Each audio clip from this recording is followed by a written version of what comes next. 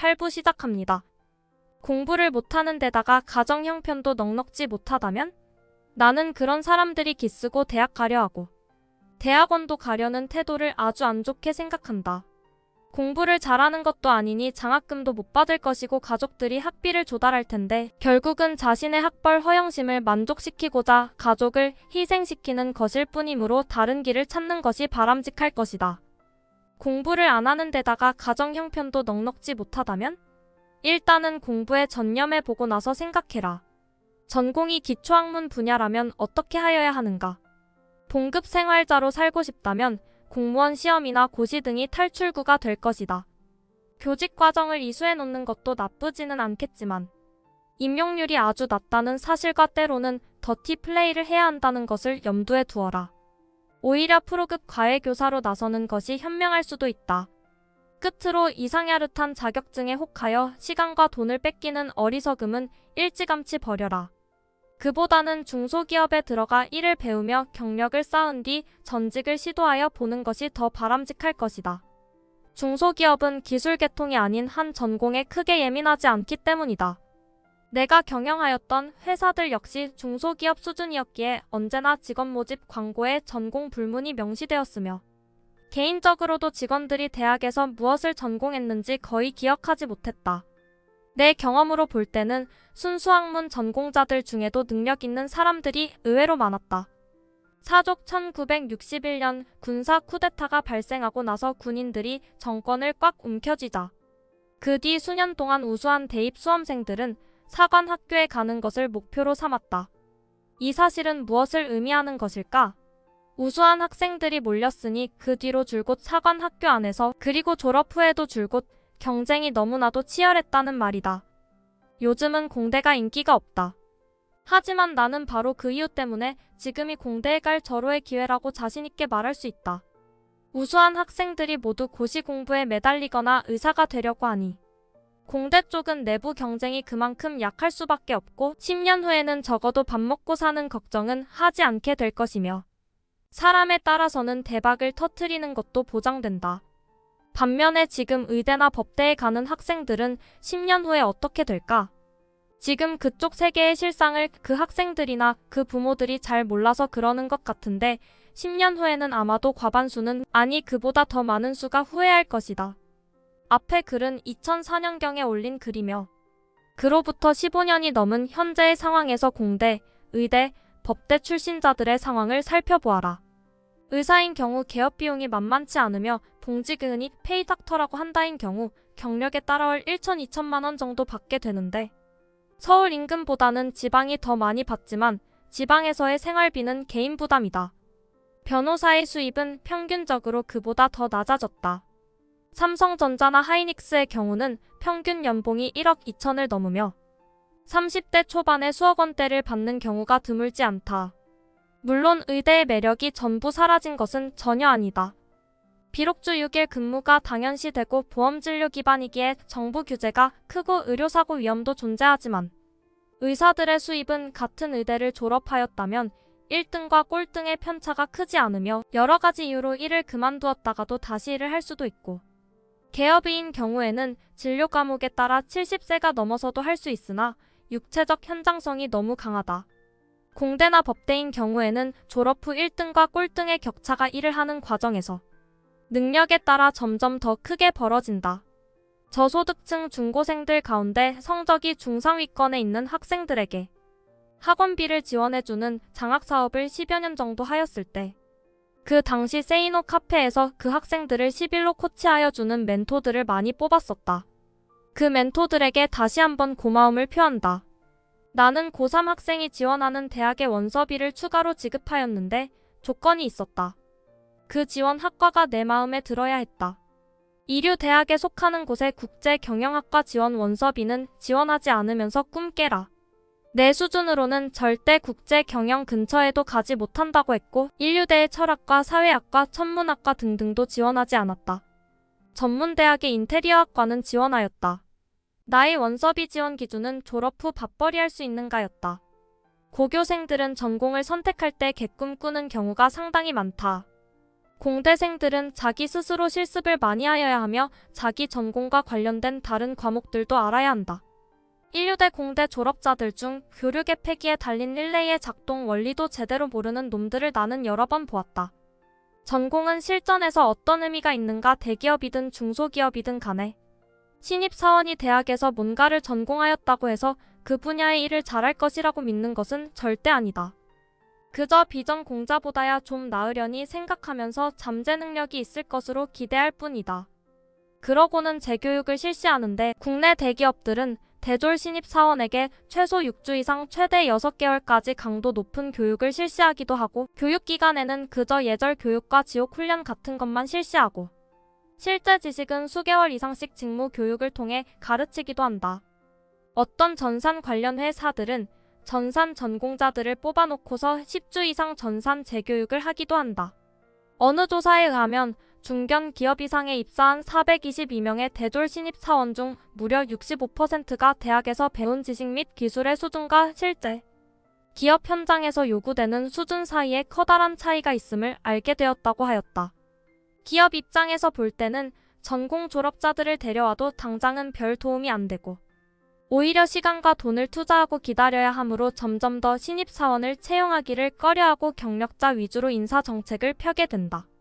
신입사원들에게 일을 할당할 때 종종 전공과 관련 없는 일이 주어지는 이유도 어차피 새로 가르칠 텐데 전공이 크게 중요한 것은 아니라는 생각을 기업이 갖고 있기 때문이다. 기업에서 바라는 것은 실전 능력이다. 대기업 인사팀장들은 서슴없이 이렇게 고백한다. 10년 전 교과서의 지식을 배워오는 국내 대졸자보다는 실전 교육을 받은 해외 출신을 선호할 수밖에 없다. 이런 견지에서 볼 때 최근 일부 전문대에서 기업이 주문하는 교육 과정을 실시하는 것은 아주 바람직하다. 그런 곳을 졸업하면 취직이 거의 100% 보장된다. 내가 제일 답답하게 생각하는 사람들은 이 세상에서 뭔가를 능숙하게 잘하려면 그것을 전공하였어야 한다고 믿는 자들이다. 이를테면 사업을 하려면 경영학과를 나와야 하는 것으로 안다. 대기업에 들어가려면 그런 식의 생각이 틀린 것은 아니지만 의사나 약사같이 어떤 면허증이 필요한 특정 전문직을 제외하고는 실제로 일을 수행하는데 전공은 큰 의미를 주지 못하는 경우가 더 많다. 무역을 예로 들어 구체적으로 설명하여 보자. 무역이란 무엇인가? 무엇 인가를 해외에서 사오거나 해외로 파는 것이다. 따라서 첫째, 우선은 상품을 보는 눈을 갖추고 시장 상황을 알아야 할 것이다. 이런 것은 전공학과에서 배우는 것이 아니다. 학교는 과거에 일어난 일들을 반추하고 현재와 미래의 변화를 굵게 예측하여 볼 수는 있어도 구체적으로 무엇이 돈이 되는지는 가르쳐주지 못한다. 둘째, 의사소통에 문제가 없어야 한다. 외국어 능력이 탁월하여야 한다는 말이다. 보따리 장사를 하는 것이 아닌 이상 서류 하나에도 오자가 없어야 하며 잘못된 해석이나 영작은 절대 있어서는 안 된다. 외국어는 전공과 상관없이 혼자 배워야 하는 영역이다. 셋째, 돈을 언제 어떻게 보내고 받는지를 배워야 한다. 서류상으로는 완전 무결하였어도 상대방이 나쁜 놈일지도 모르므로 결국은 돈과 상품의 인도 시기를 어떻게 맞추어 대비하여야 하는지를 배워야 한다. 학교에서는 사기꾼들에게 대처하는 방법을 가르쳐주지 않는다.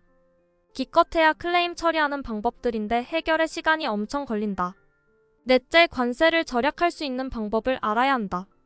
남미의 국산 화장품을 수출하는 친구가 내게 상대국의 관세 문제로 전화를 하였을 때 내가 제안한 방법은 화장품 내용물은 수입업자 A에게 보내고 케이스는 수입업자 B에게 보내면 경쟁자들보다 관세 이득을 얻을 수 있다는 것이었다. 관세를 절약하는 방법은 학교에서 가르쳐주지 않는다. 다섯째, 협상에 능하여야 한다. 학교에서 모든 상황을 예측하여 각각의 경우 어떻게 협상하라고 가르쳐주지는 않는다. 실례를 하나 들어보자. 내가 무역을 처음 시작하였던 시기에 있었던 일이다. 신사의 나라 영국인들을 싱가포르 전자박람회에서 만나 물품을 주문하였더니 선금으로 50%를 달라는 것이었다. 사람들이 믿을만해 보여서 나는 한국으로 돌아와 돈을 보냈다. 하지만 그 뒤 전화를 하여도 팩스를 보내도 감감무소식이었다. 영국 대사관에 찾아가 조치를 부탁할 생각도 했었지만 그냥 포기했다. 나쁜 놈들을 상대로 싸우려면 언제나 진이 빠진다는 것을 경험적으로 알고 있었기 때문이다. 그리고 2년 후 나는 영국에 외화 밀반출을 한 것이 아니냐는 미치고 팔짝 뛸 의혹을 관세청으로부터 받았고 세무서로부터는 손해가 입증된 것이 아니므로 비용으로 처리할 수 없는데도 비용 처리를 하여 법인세를 포탈하였다는 말을 들었다. 그때 내 입에서 나온 소리 에이쌍. 내가 말한 것들을 무역학과에 가면 배울 수 있다고 생각하는가? 꿈 깨라. 차라리 KOTRA에서 하는 무역 교육 코스 같은 것이 더 실용적이고 저학년 때부터 무역 실무에 대한 책들 교과서가 아니다를 계속 읽고 배워야 하며 언어 능력을 향상시켜야 한다. 언젠가 독립하여 경영자가 되기를 꿈꾸는 자들 역시 경영학을 반드시 전공하여야 하는 것은 아니다. 하버드 경영대학의 민츠 버그 교수는 경영자의 역할을 세 가지로 구분한다. 첫째, 대인관계에 있어 서의 상징적 대리인. 둘째, 정보를 취합하고 분배하는 통로자. 셋째, 자원을 배분하고 문제를 해결하는 결정자 역할이다. 이런 역할들은 이론으로 배워 머릿속에 있다고 해서 수행되는 것이 아니라 몸으로 겪어가면서 체득하는 것이다. 외국의 유명 비즈니스 스쿨들처럼 실무 능력을 가르치거나 실전 사례 중심의 스터디를 강조한다면 사정이 좀 나아지지만 칼잡이는 직접 집단을 배워보아야 솜씨가 느는 법이다. 배워낼 집단이 없다면 경험자들 학자나 교수들이 아니다이 쓴 책들을 읽어야 하지 않겠는가. 수많은 경영자들이 경영을 하는 도중에 경영대학원이나 최고 경영자 과정이라는 것에 다니는 이유는 자기가 잘하고 있는지를 비춰보려는 목적도 있고 인맥 형성의 목적도 있다. 교수들이 꼬드겨서 대학원에 나가는 사람도 있다. 결국 진짜 공부는 사회에서 하게 되는 것이다. 요약을 하여 보자. 1. 학벌과 전공이 좋아서 좋은 회사에 들어가게 되었어도 실전 공부는 새로 해야 한다. 2. 학벌은 안 좋지만 전공이 취업에 유리하다면 또는 학벌은 좋지. 만 전공이 돈 버는 것과 거리가 멀다면 중소기업은 갈 수 있을 것이고 마찬가지로 실전 공부는 새로 해야 한다. 3.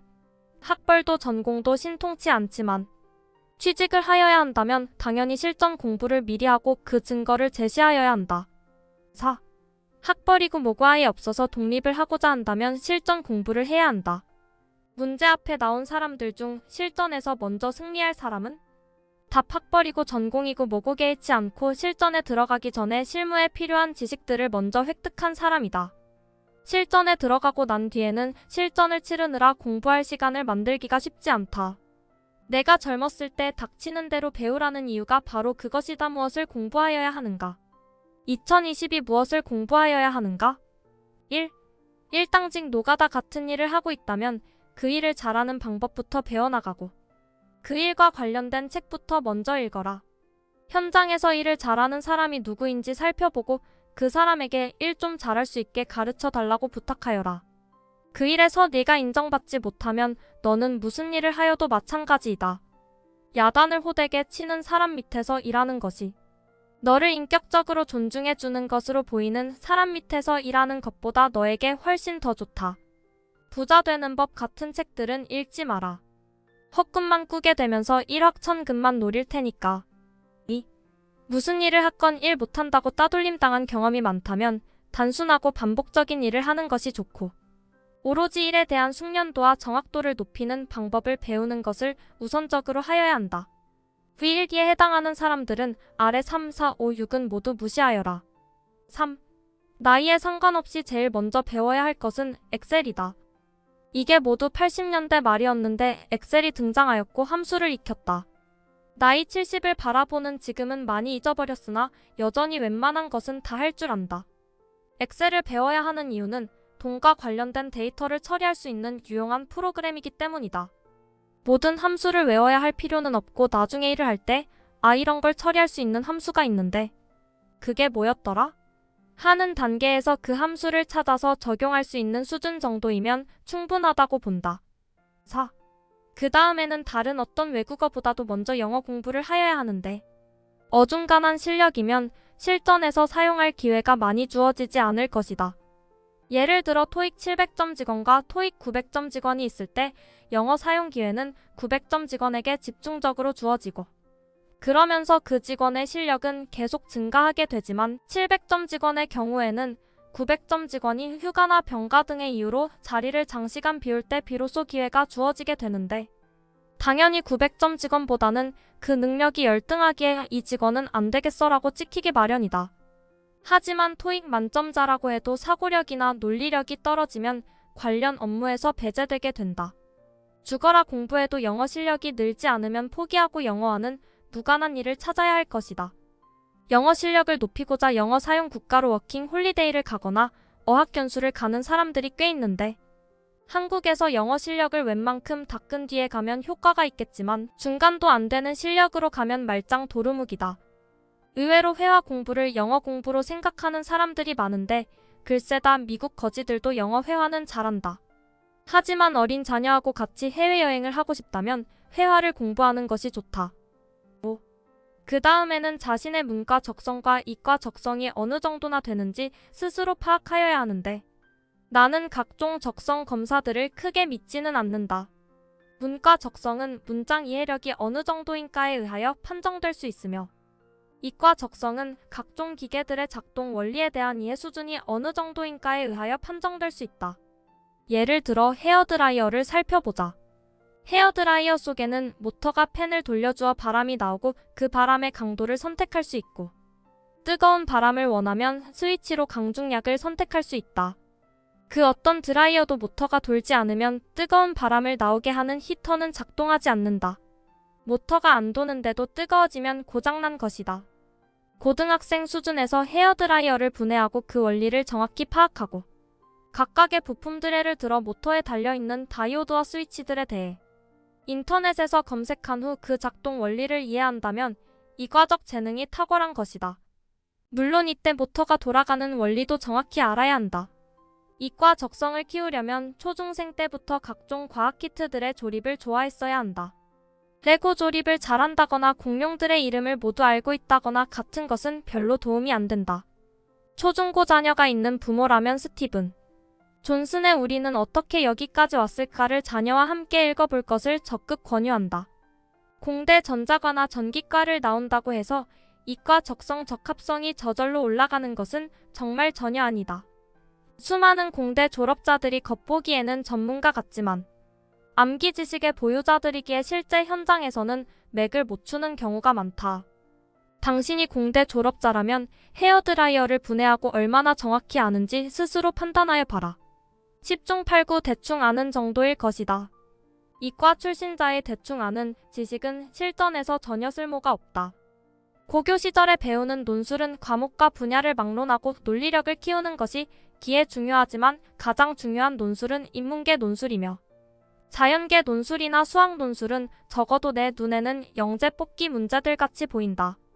여기까지 세이노의 가르침 8부 소개였습니다. 구독과 좋아요 알림 설정은 물음표에 대한 호의입니다. 시청해주셔서 감사합니다.